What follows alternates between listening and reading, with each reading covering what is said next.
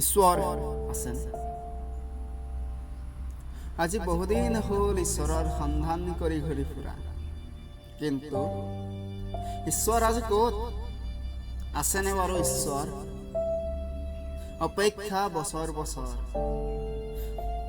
কৰিলোঁ, অপেক্ষা বছৰ বছৰ মই মাথো এবাৰ ঈশ্বৰক লগ পোৱাৰ হেঁপাহ। ক'ত আজি ঈশ্বৰ? নে ঈশ্বৰেও জাতিৰ ভেদভাৱ কৰি বহি আছে ওপৰত নীৰৱ, যেনেকৈ আমি জীৱৰ শ্ৰেষ্ঠ মানৱ জাতিয়ে কৰোঁ? প্ৰশ্ন মাথো মনত এটাই প্ৰশ্ন, ঈশ্বৰ আছেনে? মোৰ বহুদিনৰ অপেক্ষা আৰু মনত গোপনে সাঁচি ৰখা প্ৰশ্নটো উত্তৰ মই বিচাৰি পালোঁ অভিশপ্ত 2020। দেখিছোঁ মই ঈশ্বৰক, কিন্তু মন্দিৰ মছজিদ অথবা গীৰ্জাত নাইবা ধৰ্মীয় অনুষ্ঠানত নহয়। ঈশ্বৰক দেখিছোঁ মই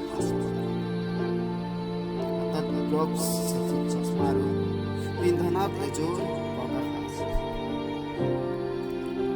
দিনে নিশাই আপ্ৰাণ চেষ্টা চলাইছে ভক্তগণক পুনৰ জীৱন দান মহামাৰী কৰোণাৰ ৰক্ষা। তেওঁ কোনো জাতিৰ ভেদভাৱ কৰা নাই। তই হিন্দু, মই মুছলিম, তই খ্ৰীষ্টান, মই মিছিং। কিন্তু আমি জীৱশ্ৰেষ্ঠ মানৱ জাতিয়ে কিয় জাতিৰ ভেদভাৱ কৰোঁ? কিয় ভাগ বতৰা কৰোঁ? হিন্দু, মুছলিম, বঙালী, মিছিং, ৰাভা, গাৰো, তিৱা ইত্যাদি। কিয়? মানৱ জাতিক জীৱশ্ৰেষ্ঠ ৰক্ষা দিছিলে ঈশ্বৰে। কি জাতিৰ ভাগবতাৰ কৰিবলৈ?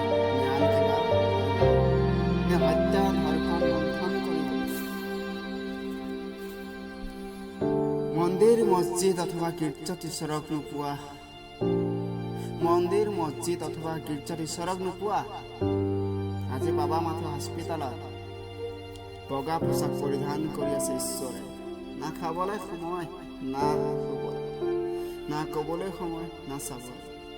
আপ্ৰাণ চেষ্টা চলাইছে মাথো জীৱশ্ৰেষ্ঠ মানৱ জাতিক পুনৰ জীৱন্ত। হেৰৌ জীৱশ্ৰেষ্ঠ মানৱ জাতি, নকৰিবা প্ৰশ্ন ঈশ্বৰক। হেৰৌ জীৱশ্ৰেষ্ঠ মানৱ জাতি, নকৰিবা প্ৰশ্ন ঈশ্বৰক। যদি ঈশ্বৰ ক্ষোভিত হয়, তেনেহ'লে সমগ্ৰ বিশ্ব শ্মশানলৈ পৰিণত হ'ব। গণিব নোৱাৰা হ'ব মৃত্যুৰ সংখ্যা হাতৰ আঙুলিৰ মূৰত। চাৰিওফালে হাহাকাৰ, হাহাকাৰ। তাৰ বাহিৰে সকলো শূন্য। আকৌ এবাৰ কৈছোঁ, নকৰিবা প্ৰশ্ন ঈশ্বৰ আছেনে বুলি। এবাৰ গৈছোঁ হস্পিতালত, জীৱন্ত ঈশ্বৰক দেখা পাবা। শিলৰ মূৰ্তিৰ ৰূপত নহয়। যোৱা এবাৰ হস্পিতালত, এবাৰ গৈছোঁ। দুনাই নকৰিবা প্ৰশ্ন ঈশ্বৰ আছেনে?